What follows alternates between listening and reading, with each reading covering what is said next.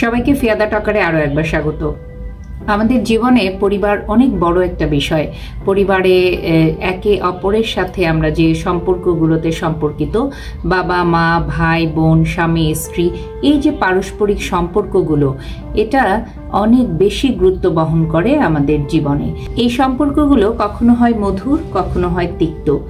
সম্পর্কগুলো মধুর তখনই হয় যখন তার মধ্যে কিছু বুনন থাকে, কিছু যত্ন থাকে, আর তখনই তিক্ত হয় যখন মেনে নেয়ার ক্ষমতা মানুষের কমে যায় এবং মানুষের মধ্যে বিবেকবোধ লোপ পায়। তাই এই সম্পর্কগুলো যেহেতু একে অন্যের সাথে সম্পর্কিত, এ কারণে সম্পর্কগুলোর দিকে আমরা যদি একটু তাকাই, যে আসলে কিছু বাস্তব উদাহরণ আমি দিতে চাচ্ছি, যে বিষয়গুলো এরকম হয় যে আমরা আসলে দেখা যায় যে বাবা মা সন্তানকে যখন লালন পালন করছে, ছোট থেকে বড় করছে, বড় করার পরে কিছু কিছু, আমি সবসময় বলি যে সবাই না, পৃথিবীতে কোটি কোটি মানুষ, সব মানুষ না, এর মধ্যে থেকে কিছু কিছু মানুষ যে সবাই একরকম হবে তা না। মানুষের মধ্যে, মানুষের চিন্তা ভাবনার মধ্যে ভিন্নতা থাকবে। সেই দিক থেকে বলছি যে কিছু কিছু ছেলে মেয়ে দেখা যায় যে পরিবর্তন হয়। কিরকম? যে বাবা মা ছোট থেকে মানুষ করলো, বাবা মা তাকে একটা সাকসেসের পথে নিয়ে যাওয়ার জন্য অনেক কষ্ট করলো। সেই ছেলে যখন বিয়ে করলো, মানে তার নিজস্ব একটা সংসার গড়ে উঠলো, তখন সেই ছেলে অনেক ক্ষেত্রেই দেখা যায় পরিবর্তন হয়ে যায়। আবারও বলছি, সবাই না, কেউ কেউ, তার মধ্যে অনেক পরিবর্তন আসে। এক্ষেত্রে কিছু কন্ট্রাডিকশন আছে। কেউ বলতে পারে যে একটা মেয়ে যখন নতুন একটা সংসারে আসে, সেই মেয়েই হয়তো সংসারটাকে পরিবর্তন করে ফেলে নেগেটিভ দিক থেকে, বা পজিটিভ আসলে আমরা আমাদের সমাজ ব্যবস্থায় খুব কমই দেখি, এবং বলা হয় নেগেটিভভাবেই বলা হয় যে মেয়েরা চেঞ্জ করে। কিন্তু সেই ছেলেটির কি কোনো ব্যাকবোন থাকে না? সে কি পারে না যে তার বাবা মাকে যেভাবে তার দেখার কথা, বা তার বাবা মা তাকে যেভাবে মানুষ করেছে ছোট থেকে, সেই বাবা মার প্রতি কতটা যত্নশীল হওয়া দরকার, তাদেরকে কতটা দেখভাল করা দরকার, সেটা কি তার কোনোভাবেই বোধটা কাজ করে না? একটা মানুষ তার জীবনে আসলো আর তার সব চিন্তা ভাবনা পরিবর্তন হয়ে গেল। এক্ষেত্রে বাস্তব উদাহরণ হলো, এই ছেলেকে আসলে মা চিনতে পারে বিয়ের পরে। অর্থাৎ বলা যেতে পারে যে পুত্রকে চেনা যায় তার বিয়ের পরে। আবার মেয়েদের ক্ষেত্রেও আছে কিছু বিষয়, যে মেয়েদেরকে চেনা যায় যৌবনে। অর্থাৎ এই সময় একটা মেয়ে কতটা ফ্যামিলির প্রতি ডেডিকেশন রাখে, কতটা নিজের প্রতি, কারণ এই সময় একটা মেয়ে তার বাবা মাকে কতটুকু ভ্যালু দিচ্ছে, বা তার বাবা মা যে তাকে লালন পালন করেছে, এভাবে বড় করেছে, সেই বিষয়টা সে কতটা মাথায় রেখে চলছে, সেটা এই বয়সে যখন একটি মেয়ে আসে তার মাধ্যমেই চেনা যায়। এগুলো বাস্তব আসলে কিছু উদাহরণের কথা বলা হয়। জ্ঞানী গুণী যারা অনেক বেশি চিন্তা ভাবনা করেন সোসাইটি নিয়ে, অনেক বেশি দার্শনিক যারা, তারা আসলে এই কথাগুলো বলে থাকেন। আবার এই যে সম্পর্কগুলো, এই সম্পর্কের মধ্যে স্বামী স্ত্রীর সম্পর্কে যদি আসি, বলা হয় যে স্বামীকে চেনা যায় স্ত্রীর অসুস্থতায়। আসলে অসুস্থতা আমরা কেউই পছন্দ করি না। যে নিজে অসুস্থ সে তো পছন্দ করছেই না, অসুস্থ হলে মনে হয় যে কতক্ষণে সুস্থ হব, এরকম একটা বিষয়।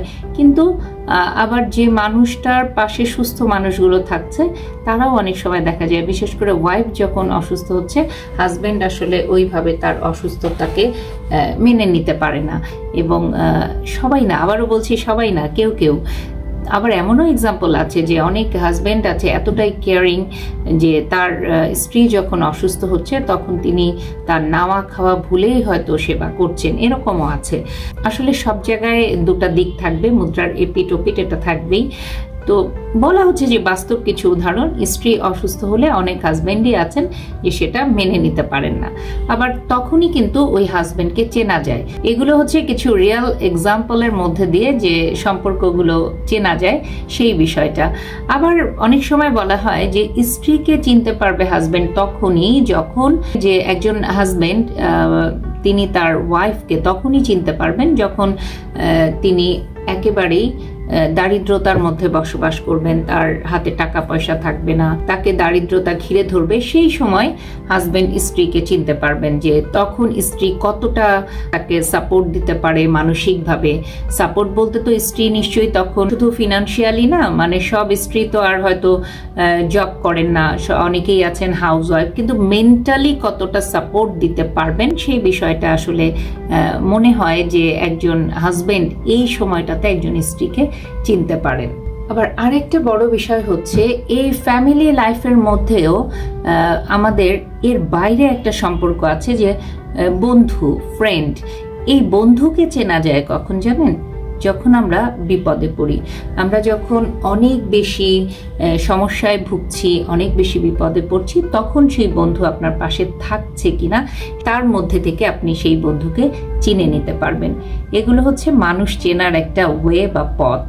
আবার ভাই বোনের সম্পর্কে দেখতে পারবেন যে ভাইকে চিনতে পারবে যদি বোন কোনো বিপদে পড়ে, তখন সেখান থেকে তার ভাই তাকে কিভাবে সেভ করছে, কিভাবে লড়াই করছে, এর মধ্যে দিয়ে ভাইকে চেনা যায়। আর আরেকটা বড় বিষয় হচ্ছে যে সন্তানকে চেনার বিষয়। বাবা মা এটা তো আলাদা আলাদা বললাম যে পুত্রকে চেনা, কন্যাকে চেনা, কিন্তু বাবা মা সন্তানকে কখন ভালোভাবে আবিষ্কার করতে পারবে যে তার সন্তান আসলেই সুসন্তান হয়েছে কিনা, এটার একেবারেই উপযুক্ত একটা সময় হচ্ছে বাবা মা যখন বৃদ্ধ হয়ে যায়।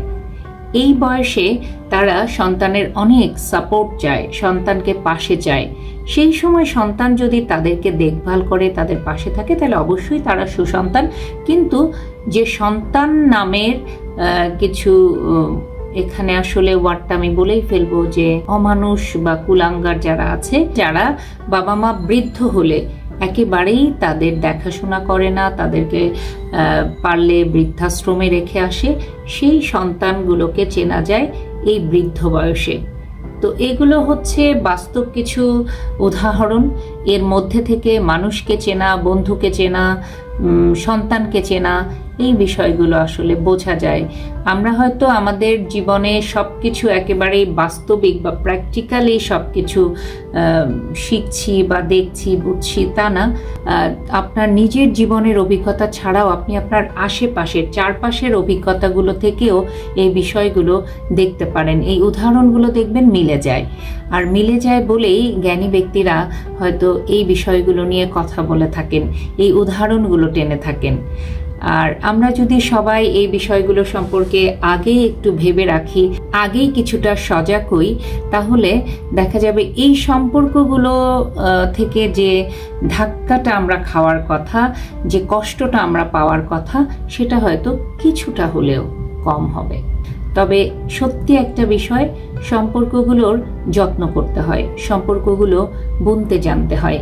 এক একটা ফুল যেমন সুই সুতা দিয়ে সুন্দর করে টেনে টেনে একেবারে নিচ পর্যন্ত এনে একটা মালা তৈরি হয়, একটা পরিবারও তাই, এক একটা সম্পর্কও তাই। সম্পর্কগুলো যত্ন করে করে সেটাকে লালন করতে হয়।